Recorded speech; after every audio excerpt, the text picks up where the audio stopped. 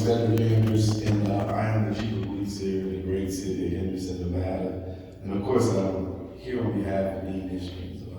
Dean's been a great friend of mine, our police department, and our community. You know, something you said, I want to start off with, I said to all of our recruits, and I said this on Monday to the class we started. And it says, the ultimate measure of a man or a woman is not where he stands in the moments of comfort and convenience, but is where he stands in times of challenge and controversy. If you want to see the true measure of a man or a woman, watch how he treats his inferiors, not his equals. And I start with that statement because that's what's important in law enforcement. I started my career in the New Orleans Police Department and went to Southern University of New Orleans. Met Dr. Payne, changed my life around law enforcement. And the police officers that wear these uniforms, I said this a year ago, I refuse to believe that we hire officers who come on with an intent to cause harm or hurt. Many of those things are learned. Some people lose their way. But what's important in law enforcement is we have to remember these things we're talking about today, dialogue. We have to remember the importance of meeting everyone where they are in life. See, I talk about a lot of different things because I'm a young man from Florida, Texas, and when I went to New Orleans, I saw a whole different community of African Americans that were living there, and it was a little bit different where I was from.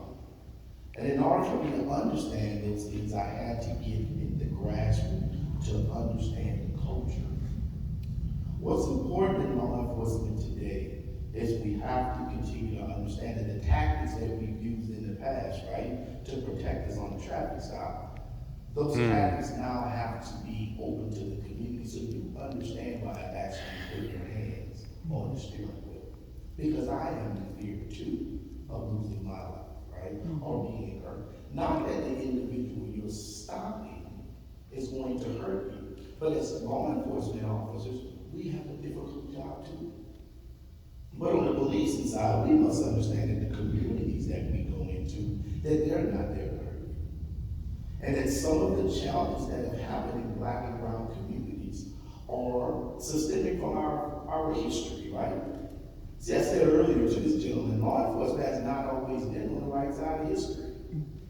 That's tough when cops hear that, but it's true. You see, my parents, remember the law enforcement officers were holding water hoses and turning it on me. But that's not our officers, that's not me. But at the same time, those were images that have been ingrained in some of our communities. And it's vitally important that we own that we take a look at that. But even through that, as we talked about, that we ask for grace. We ask for understanding. So when we come into communities and we have an opportunity to sit down, we're not perfect. There's no one that's perfect. But there's nothing that has ever in the history of this country, we haven't been able to accomplish through dialogue. Through meeting each other where we are. So when I make that statement, the first thing I say to my recruit officers is this thing called procedural justice. It means something to me.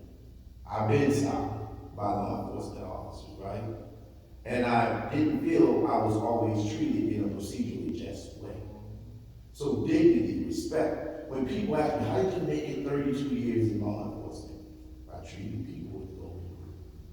I said that mom of mine, Gloria Andrews, that I want to make sure that if I stopped her or someone else stopped her, that we first met them with dignity and respect.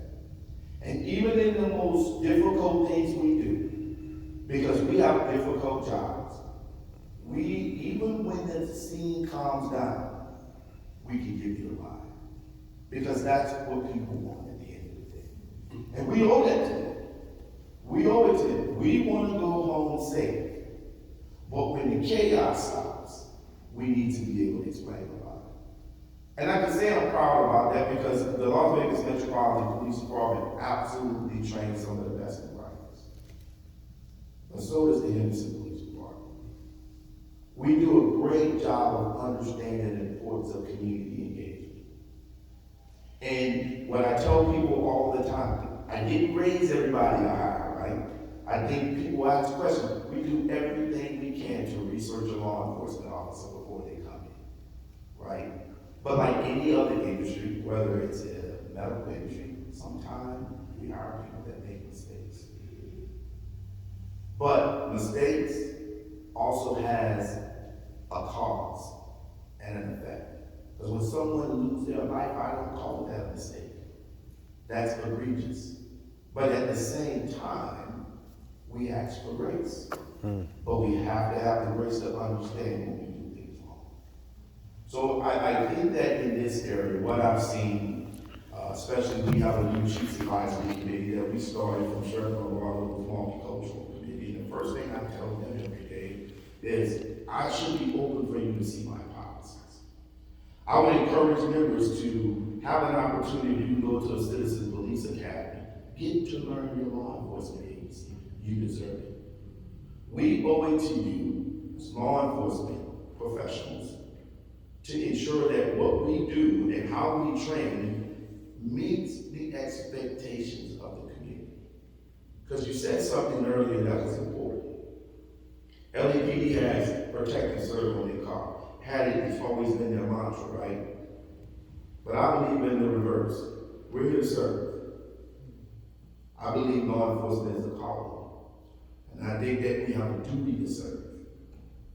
And then we're here to protect.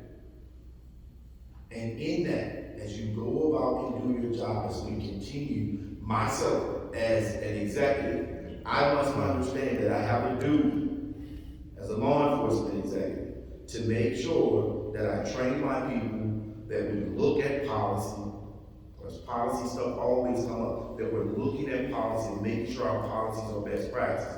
But in the end, I also have an accountability that if I have someone that has tarnished this badge and can't wear it, I must do the duty to remove them from it. That's where it gets tough for our cops sometimes. Because we get trained that when we are in need, and those lights and sirens are coming in the middle of the night, we're all we can count on.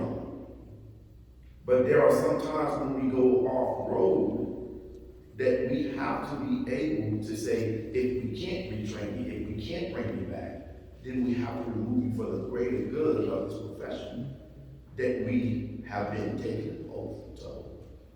So I think it's important. I would agree with you, these conversations that we're having, the things that we're seeing across the country. What I said to everybody, no one's perfect. I just ask for grace. And then once we can have the dialogue, how can we find a pathway forward? I believe we're doing this here in Las Vegas. I think that there's a lot of work in law enforcement that we have to do, but it has to start with relationships. And I'll end by this. Police legitimacy is real. We have to police in a legitimate fashion. You have to be able to see an officer and expect that when they step out the car, that you don't think why they're here, that you expect that they're here to help. Unfortunately, some things we have to do is enforce the law, but it all comes together. So even in black and brown communities, we have to make sure we're educating that. Because, you know, the image that sometimes we see is an officer taking a family member away to jail. But it's a part of that oath we took to keep the peace. Where we are going to make a headway in law enforcement officers have to be mentors. Young men and women who are brown and black can't see us taking people out of the house, doing our job, and that's the last image they see. The other image they have to see is us reaching their hand out, helping them to reach their highest potential, showing up in their communities because we care and we want you to be better. And we want you to understand that we came from this same community. We chose a different path to where we are. But I think the way to recruit is through the heart. It's through the heart. So I think we do that in this area. And I believe that we have to continue to break down those barriers of fear. I think we do it with love.